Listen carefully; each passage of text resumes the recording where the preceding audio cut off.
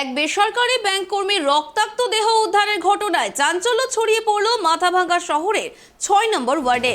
বুধবার সকালে স্থানীয়রা দুর্গন্ধে অতিষ্ঠ হয়ে পড়েন। এরপর পুলিশে খবর দিলে দরজা ভেঙে পুলিশ ঘরের ভেতরে প্রবেশ করলে ওই ব্যাংক কর্মীর রক্তাক্ত দেহ দেখতে পান। ঘটনায় ব্যাপক চাঞ্চল্য ছড়িয়ে পড়েছে এলাকায়। তবে কিভাবে এই মৃত্যু, এই নিয়ে রহস্য দানা বাঁধছে। ঘটনার খবর পেয়ে ঘটনাস্থলে আসে মাথাভাঙ্গা থানার এসডিপিও সুরজিৎ মণ্ডল সহ বিশাল পুলিশ বাহিনী। পুলিশ জানিয়েছে ঘটনার তদন্ত শুরু করেছে পুলিশ। জানা গেছে ওই ব্যাংক কর্মীর নাম উৎপল সানওয়াল, বাড়ি অরুণাচল প্রদেশে। 2 বছর ধরে মাথাভাঙ্গায় একটি বেসরকারি ব্যাংকে কাজ করছিলেন। গত 2 দিন থেকে তিনি ব্যাংকে আসছিলেন না বলে জানান ব্যাংক ম্যানেজার দেবাশিস মণ্ডল।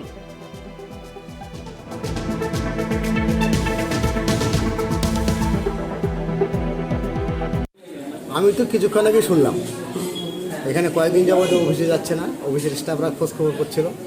আজকে সকালবেলা পাড়া প্রতিবেশী আমাদের এখানে চন্দন দাস, এখানে আগে প্রাক্তন ভাইস চেয়ারম্যান, কল্যাণী পুত্রের পাশে বাড়ি, তো এরাও গন্ধ গন্ধ পাচ্ছিল।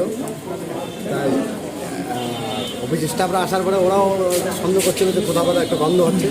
পরে পুলিশে খবর দেওয়া হয়, পুলিশ আসলো, আমরা দরজা ভেঙে ভিতরে ঢুকলাম, দেখলাম রক্তাক্ত অবস্থা পড়ে আছে, মদের বোতল টোতল চারদিকে ছড়িয়ে ছিটিয়ে আছে, আর পুরোপুরি ইনটক্সিকেটেড থাকতে পারবে। কী হয়েছে এখন পুলিশ তদন্ত করে দেখবে কী ব্যাপার, কী ঘটনা। নাম জানা গেছে? হ্যাঁ, উৎপল উৎপল সোনোয়াল। উৎপল সোনোয়াল। বাড়ি কোথায় ভাই? বাড়ি তো ঠিক বলতে পারবো না, তবে বাইরে বাড়ি। কি অবস্থায় দেখলেন ভেতরে?